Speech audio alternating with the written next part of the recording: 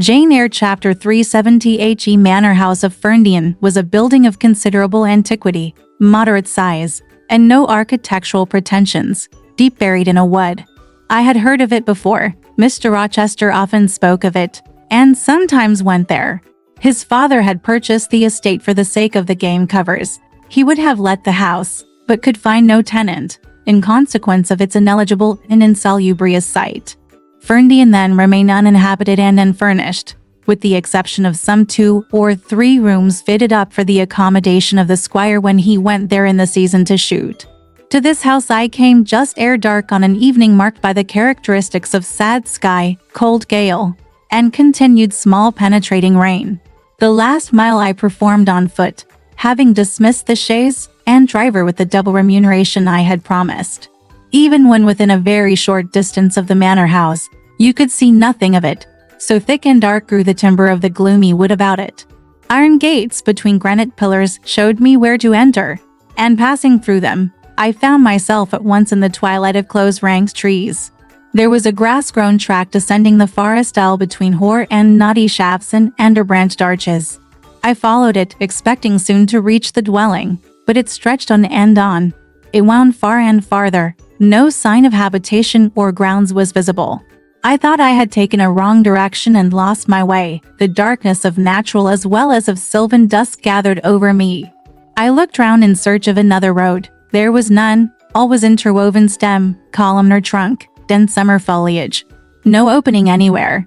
I proceeded. At last my way opened. The trees thinned a little. Presently I beheld a railing. Then the house, scarce, by this dim light, distinguishable from the trees, so dank and green were its decaying walls. Entering a portal, fastened only by a latch, I stood amidst a space of enclosed ground, from which the wood swept away in a semicircle. There were no flowers, no garden beds, only a broad gravel walk girdling a grass plat, and this set in the heavy frame of the forest. The house presented two pointed gables in its front. The windows were latticed and narrow. The front door was narrow too. One step led up to it. The whole looked, as the host of the Rochester Arms had said, quite a desolate spot. It was as still as a church on a weekday. The pattering rain on the forest leaves was the only sound audible in its vicinage. "Can there be life here?" I asked. Yes, life of some kind there was, for I heard a movement. That narrow front door was unclosing, and some shape was about to issue from the grange. It opened slowly. A figure came out into the twilight and stood on the step, a man without a hat. He stretched forth his hand as if to feel whether it rained. Dusk as it was, I had recognized him. It was my master, Edward Fairfax Rochester, and no other. I stayed my step, almost my breath, and stood to watch him, to examine him, myself unseen, and alas, to him invisible. It was a sudden meeting, and one in which rapture was kept well in check by pain. I had no difficulty in restraining my voice from exclamation, my step from hasty advance. His form was of the same strong and stalwart contour as ever. His port was still erect. His hair was still raven black, nor were his features altered or sunk, not in 1 year's space, by any sorrow. Could his athletic strength be quelled, or his vigorous prime blighted? But in his countenance I saw a change, that looked desperate and brooding, that reminded me of some wronged and fettered wild beast or bird, dangerous to approach in his sullen woe. The caged eagle, whose gold-ringed eyes cruelty has extinguished, might look as looked that sightless Samson. And reader, do you think I feared him in his blind ferocity? If you do, you little know me, a soft hope blent with my sorrow that soon I should dare to drop a kiss on that brow of rock, and on those lips so sternly sealed beneath it. But not yet. I would not accost him yet. He descended the one step, and advanced slowly and gropingly towards the grass plat. Where was his daring stride now? Then he paused, as if he knew not which way to turn. He lifted his hand and opened his eyelids, gazed blank, and with a straining effort, on the sky, and toward the amphitheater of trees. One saw that all to him was void darkness. He stretched his right hand, the left arm, the mutilated one, he kept hidden in his bosom. He seemed to wish by touch to gain an idea of what lay around him. He met but vacancy still, for the trees were some yards off where he stood. He relinquished the endeavor, folded his arms, and stood quiet and mute in the rain, now falling fast on his uncovered head. At this moment John approached him from some quarter. "Will you take my arm, sir?" he said. "There is a heavy shower coming on. Had you not better go and let me alone?" was the answer. John withdrew without having observed me. Mr. Rochester now tried to walk about, vainly, always too uncertain. He groped his way back to the house, and, re-entering it, closed the door. I now drew near and knocked. John's wife opened for me. "Mary," I said, "how are you?" She started as if she had seen a ghost. I calmed her. To her hurried, "Is it really you, miss, come at this later to this lonely place?" I answered by taking her hand. And then I followed her into the kitchen, where John now sat by a good fire. I explained to them, in a few words, that I had heard all which had happened since I left Thornfield, and that I was come to see Mr. Rochester. I asked John to go down to the turnpike house, where I had dismissed the chaise, and bring my trunk, which I had left there.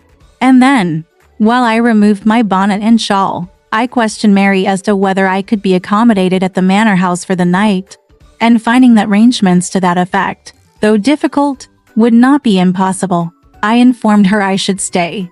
Just at this moment the parlor bell rang.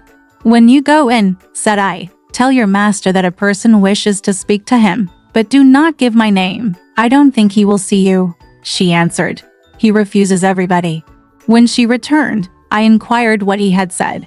"You are to send in your name and your business," she replied.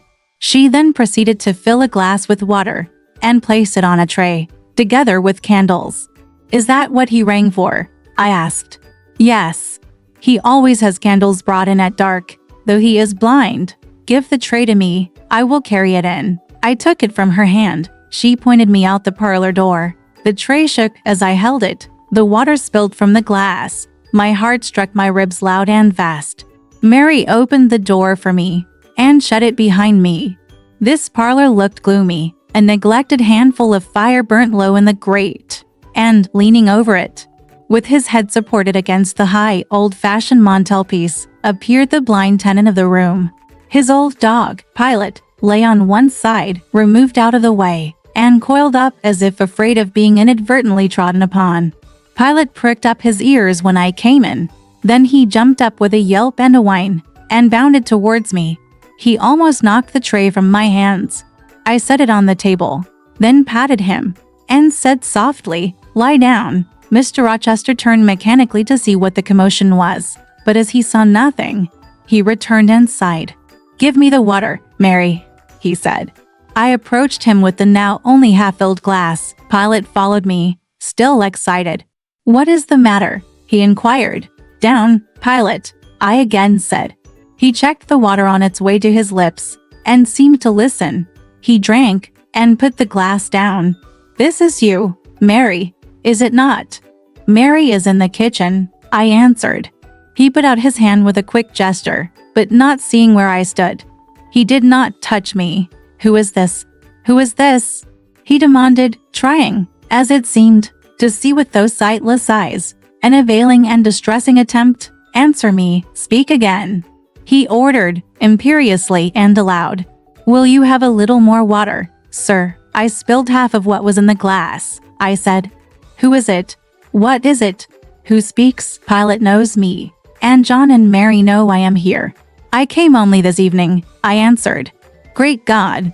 What delusion has come over me? What sweet madness has seized me? No delusion, no madness. Your mind, sir, is too strong for delusion. Your health too sound for frenzy. And where is the speaker? Is it only a voice? Oh, I cannot see, but I must feel, or my heart will stop and my brain burst. Whoever you are, be perceptible to the touch or I cannot live. He groped. I rested his wandering hand, and prisoned it in both mine. Her very fingers, he cried. Her small, slight fingers. If so, there must be more of her. The muscular hand broke from my custody. My arm was seized, my shoulder, neck, waist. I was entwined and gathered to him. Is it Jane? What is it? This is her shape. This is her size. And this her voice, I added. She is all here. Her heart, too. God bless you, sir. I am glad to be so near you again. Jane Eyre, was all he said. My dear master, I answered, I am Jane Eyre. I have found you out. I am come back to you. In truth, in the flesh, my living Jane. You touch me, sir. You hold me, and fast enough. I am not cold like a corpse, nor vacant like air, am I? My living darling, these are certainly her limbs, and these her features, but I cannot be so blessed, after all my misery. It is a dream, such dreams as I have had at night when I have clasped her once more to my heart, as I do now, and kissed her, as thus, and felt that she loved me, and trusted that she would not leave me. Which I never will, sir, from this day, never will, says the vision, but I always woke and found it an empty mockery. And I was desolate and abandoned, my life dark, lonely, hopeless, my soul athirst and forbidden to drink, my heart famished and never to be fed. Gentle, soft dream, nestling in my arms now, you will fly too. As your sisters have all fled before you, but kiss me before you go, embrace me, Jane. There, sir, and there. I pressed my lips to his once brilliant and now rayless eyes. I swept his hair from his brow, and kissed that too. He suddenly seemed to rouse himself. The conviction of the reality of all this seized him. It is you. Is it, Jane? You are come back to me then? I am. And you do not lie dead in some ditch under some stream. And you are not a pining outcast among strangers. No, sir. I am an independent woman now, independent. What do you mean, Jane? My uncle in Madeira is dead, and he left me £5,000. Ah, this is practical. This is real, he cried. I should never dream that. Besides, there is that peculiar voice of hers, so animating and piquant, as well as soft. It cheers my withered heart. It puts life into it. What, Jonna? Are you an independent woman, a rich woman, quite rich, sir? If you won't let me live with you, I can build a house of my own close up to your door, and you may come and sit in my parlor when you want company of an evening. But as you are rich, Jane, you have now, no doubt, friends who will look after you, and not suffer you to devote yourself to a blind lamenter like me. I told you I am independent, sir, as well as rich. I am my own mistress, and you will stay with me, certainly, unless you object. I will be your neighbor, your nurse, your housekeeper. I find you lonely, I will be your companion, to read to you, to walk with you, to sit with you, to wait on you, to be eyes and hands to you. Cease to look so melancholy, my dear master. You shall not be left desolate so long as I live. He replied not. He seemed serious, abstracted. He sighed. He half opened his lips as if to speak. He closed them again. I felt a little embarrassed. Perhaps I had too rashly overleaped conventionalities, and he, like St. John, saw impropriety in my inconsiderateness. I had indeed made my proposal from the idea that he wished and would ask me to be his wife. An expectation, not the less certain because unexpressed, had buoyed me up that he would claim me at once as his own, but no hint to that effect escaping him and his countenance becoming more overcast. I suddenly remembered that I might have been all wrong, and was perhaps playing the fool unwittingly, and I began gently to withdraw myself from his arms, but he eagerly snatched me closer. No, no, Jane, you must not go. No, I have touched you, heard you, felt the comfort of your presence, the sweetness of your consolation. I cannot give up these joys. I have little left in myself. I must have you. The world may laugh, may call me absurd, selfish, but it does not signify. My very soul demands you. It will be satisfied, or it will take deadly vengeance on its frame. Well, sir, I will stay with you. I have said so. Yes, but you understand one thing by staying with me, and I understand another. You, perhaps, could make up your mind to be about my hand and chair, to wait on me as a kind little nurse, for you have an affectionate heart, and a generous spirit, which prompt you to make sacrifices for those you pity, and that ought to suffice for me, no doubt. I suppose I should now entertain none but fatherly feelings for you. Do you think so? Come, tell me. I will think what you like. Sir, I am content to be only your nurse, if you think it better. But you cannot always be my nurse, Jana, you are young. You must marry one day. I don't care about being married. You should care. Jana, if I were what I once was, I would try to make you care, but a sightless block. He relapsed again into gloom. I, on the contrary, became more cheerful and took fresh courage. These last words gave me an insight as to where the difficulty lay. And as it was no difficulty with me, I felt quite relieved from my previous embarrassment. I resumed a livelier vein of conversation. It is time someone undertook to rehumanize you, said I, parting his thick and long uncut locks, for I see you are being metamorphosed into a lion, or something of that sort. You have a fox air of Nebuchadnezzar in the fields about you, that is certain. Your hair reminds me of eagle's feathers, whether your nails are grown like bird's claws or not. I have not yet noticed. On this arm, I have neither hand nor nails, he said, drawing the mutilated limb from his breast and showing it to me. It is a mere stump, a ghastly sight. Don't you think so, Jane? It is a pity to see it, and a pity to see your eyes, and the scar of fire on your forehead. And the worst of it is, one is in danger of loving you too well for all this, and making too much of you.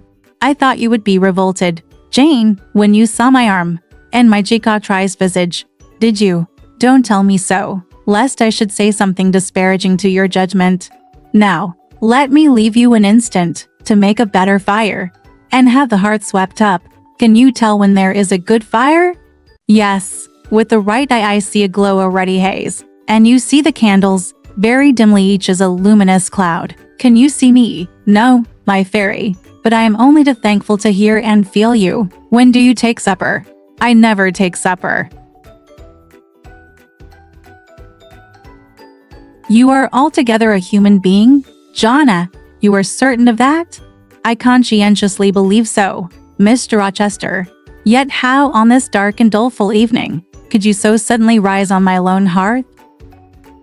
Doing nothing, expecting nothing, merging night and day, feeling but the sensation of cold when I let the fire go out, of hunger when I forgot to eat, and then a ceaseless sorrow, and, at times, a very delirium of desire to behold my Jane again.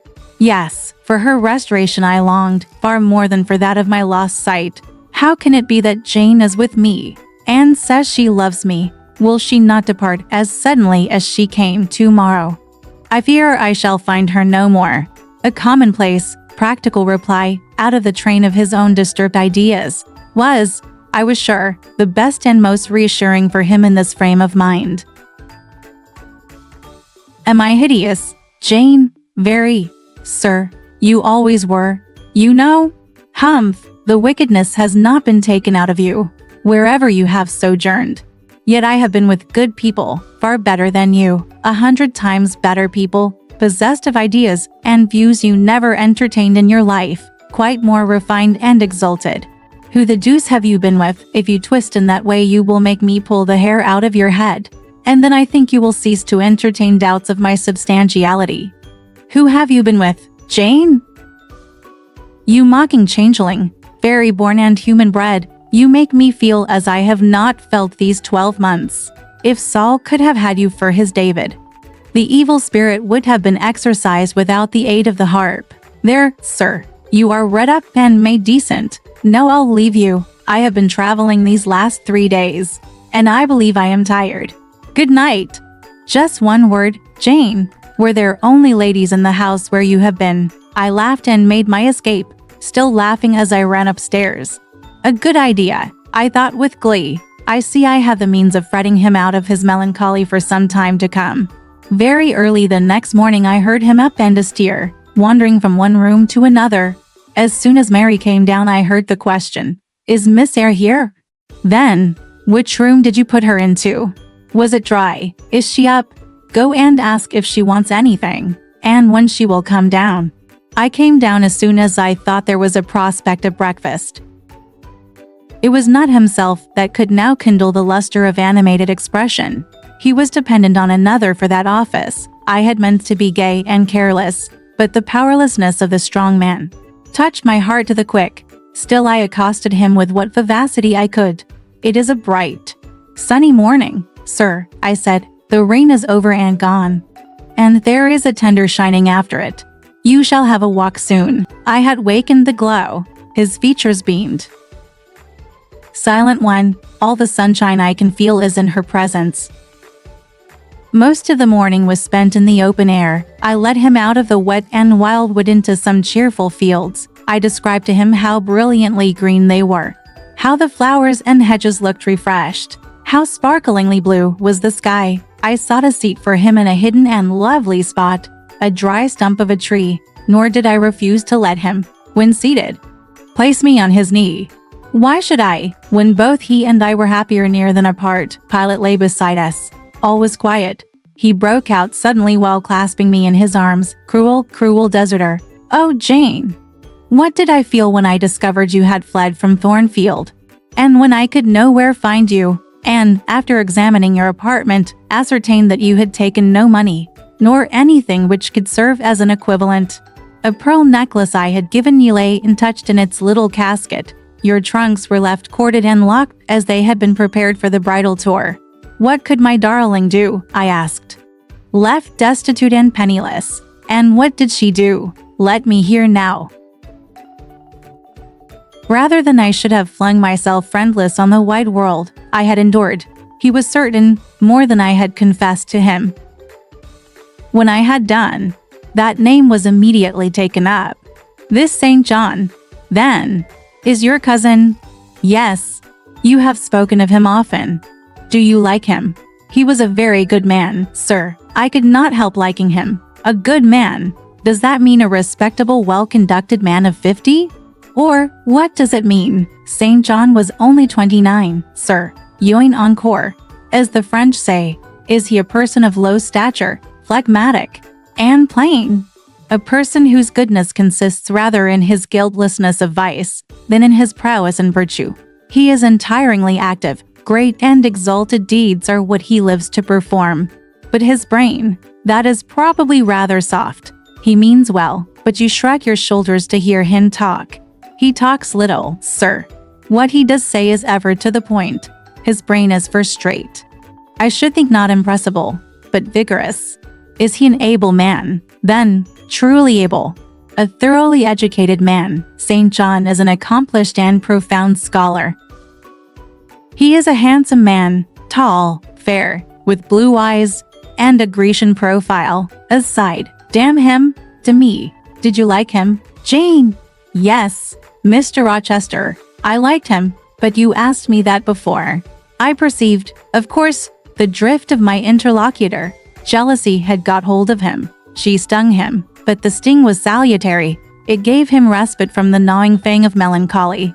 I would not, therefore, immediately charm the snake. Perhaps you would rather not sit any longer on my knee. Miss Eyre, was the next somewhat unexpected observation. I never thought of it before, but you certainly are rather like Vulcan, sir.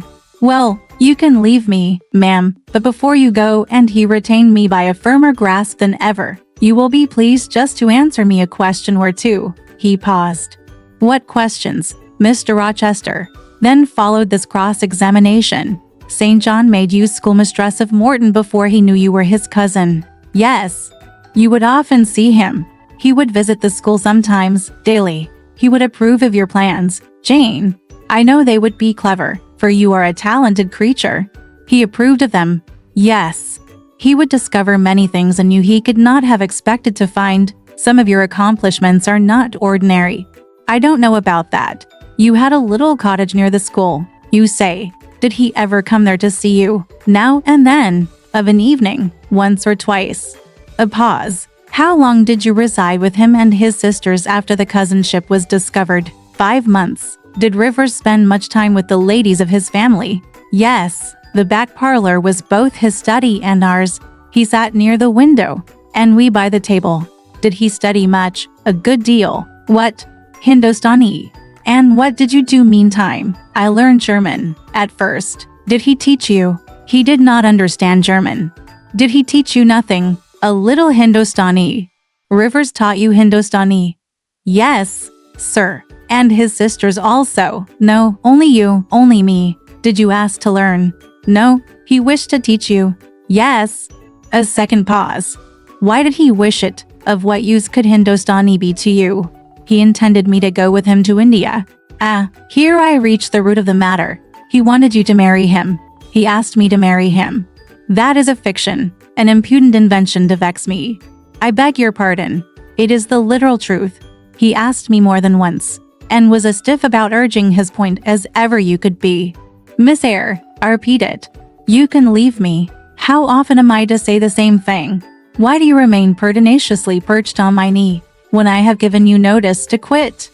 Because I am comfortable there. No, Jane, you are not comfortable there, because your heart is not with me. It is with this cousin, this St. John. Oh, till this moment, I thought my little Jane was all mine. I had a belief she loved me even when she left me. That was an atom of sweet and much bitter. Long as we have been parted, hot tears as I have wept over our separation, I never thought that while I was mourning her, she was loving another. But it is useless grieving, Jane. Leave me. Go and marry Rivers. Shake me off. Then, sir, push me away, for I'll not leave you of my own accord. Jane, I ever like your tone of voice. It still renews hope. It sounds so truthful. When I hear it, it carries me back a year. I forget that you have formed a new tie, but I am not a fool. Where must I go, sir? Your own way, with the husband you have chosen. Who is that? You know. This St. John Rivers. He is not my husband, nor ever will be. He does not love me. I do not love him. He loves as he can love. And that is not as you love a beautiful young lady called Rosamond. He wanted to marry me only because he thought I should make a suitable missionary's wife, which she would not have done. He is good and great, but severe, and for me, cold as an iceberg. He is not like you, sir.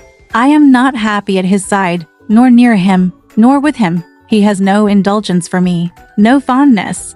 He sees nothing attractive in me. Not even youth, only a few useful mental points. Then I must leave you, sir, to go to him? I shuddered involuntarily, and clung instinctively closer to my blind but beloved master. He smiled. What, Jane?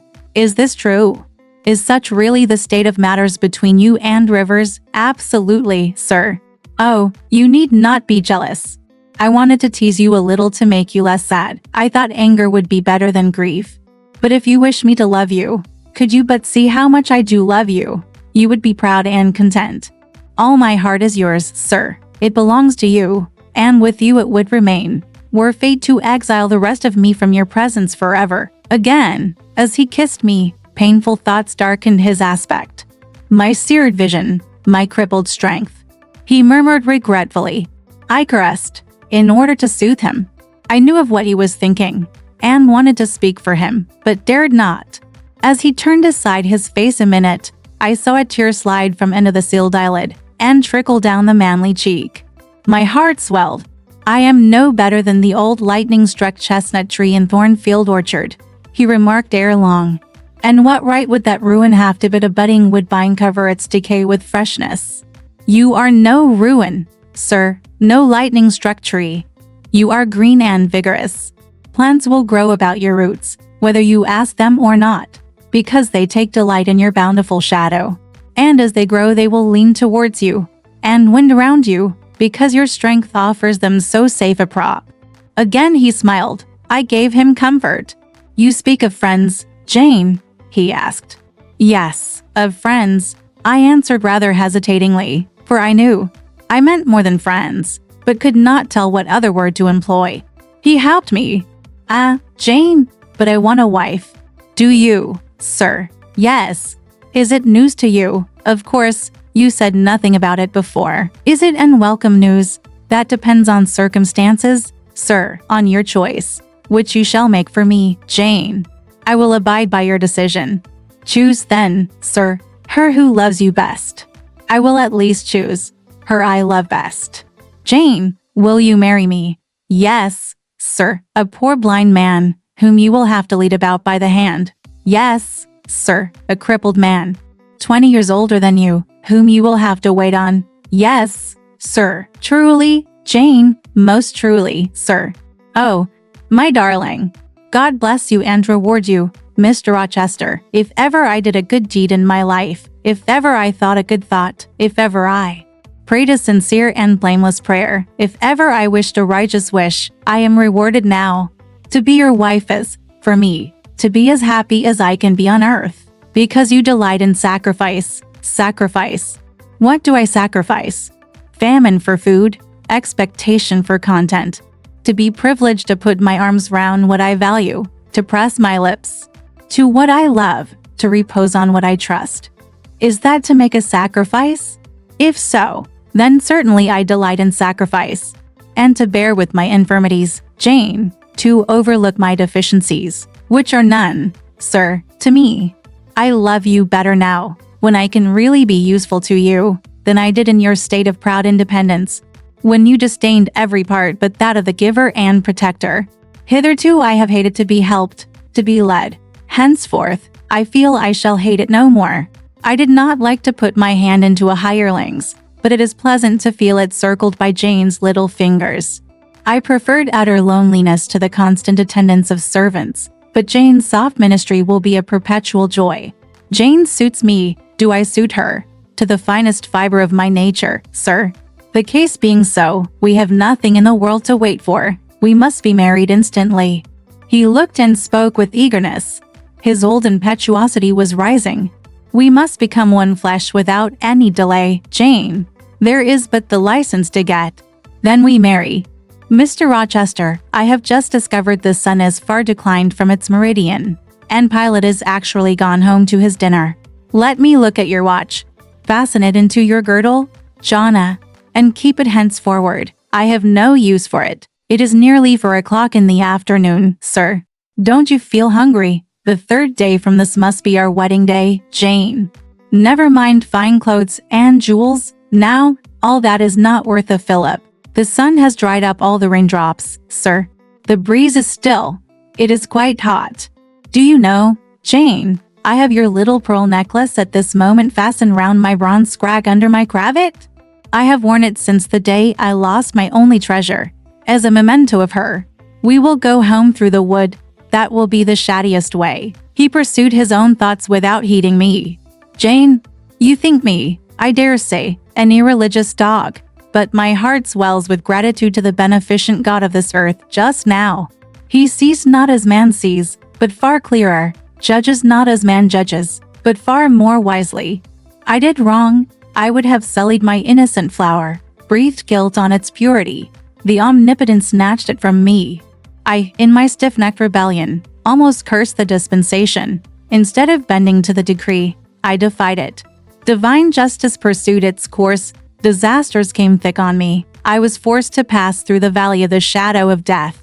His chastisements are mighty, and one smote me which has humbled me forever. You know I was proud of my strength. But what is it now, when I must give it over to foreign guidance, as a child does its weakness? Of late, Jane, only of late, I began to see and acknowledge the hand of God in my doom. I began to experience remorse, repentance, the wish for reconcilement to my Maker. I began sometimes to pray. Very brief prayers they were, but very sincere. Some days since, nay, I can number them. For it was last Monday night, a singular mood came over me, one in which grief replaced frenzy, sorrow, sullenness. I had long had the impression that since I could nowhere find you, you must be dead. Late that night, perhaps it might be between 11 and 12 o'clock ere I retired to my dreary rest, I supplicated God that, if it seemed good to him, I might soon be taken from this life, and admitted to that world to come, where there was still hope of rejoining Jane. I was in my own room, and sitting by the window, which was open. It soothed me to feel the balmy night air, though I could see no stars, and only by a vague, luminous haze, knew the presence of a moon. I long for thee, Jonna. Oh, I long for thee both with soul and flesh. I asked of God, at once in anguish and humility, if I had not been long enough desolate, afflicted, tormented, and might not soon taste bliss and peace once more. That I merited all I endured, I acknowledged. That I could scarcely endure more, I pleaded. And the alpha and omega of my heart's wishes broke involuntarily from my lips in the words, Jane. Jane, Jane, did you speak these words aloud? I did, Jane. If any listener had heard me, he would have thought me mad. I pronounced them with such frantic energy. And it was last Monday night, somewhere near midnight. Yes, but the time is of no consequence. What followed is the strange point. You will think me superstitious. Some superstition I have in my blood, and always had. Nevertheless, this is true at least it is that I heard what I now relate. As I exclaimed, Jane, Jane, Jane, a voice. I cannot tell whence the voice came, but I know whose voice it was, replied, I am coming. Wait for me. And a moment after, went whispering on the wind the words, Where are you? I'll tell you, if I can. The idea, the picture these words open to my mind. Yet it is difficult to express what I want to express. Ferndean is buried, as you see, in a heavy wood, where sound falls dull, and dies unreverberating. Where are you? Seemed spoken amongst mountains, for I heard a hill send echo repeat the words. Cooler and fresher at the moment the gale seemed to visit my brow. I could have deemed that in some wild, lone scene, I and Jane were meeting. In spirit, I believe we must have met. You no doubt were, at that hour, in unconscious sleep, Jane. Perhaps your soul wandered from itself to comfort mine, for those were your accents as certain as I live. They were yours. Reader, it was on Monday night, near midnight, that I too have received the mysterious summons. Those were the very words by which I replied to it. I listened to Mr. Rochester's narrative, but made no disclosure in return. The coincidence struck me as too awful and inexplicable to be communicated or discussed. If I told anything, my tale would be such as must necessarily make a profound impression on the mind of my hearer. And that mind, yet from its sufferings to prone to gloom, needed not the deeper shade of the supernatural. I kept these things then, and pondered them in my heart. You cannot now wonder, continued my master, that when you rose upon me so unexpectedly last night, I had difficulty in believing you any other than a mere voice and vision, something that would melt to silence and annihilation, as the midnight whisper and mountain echo had melted before. Now, I thank God, I know it to be otherwise. Yes, I thank God. He put me off his knee, rose, and reverently lifting his hat from his brow, and bending his sightless eyes to the earth, he stood in mute devotion. Only the last words of the worship were audible.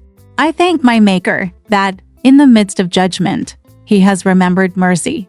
I humbly entreat my Redeemer to give me strength to lead henceforth a purer life than I have done hitherto.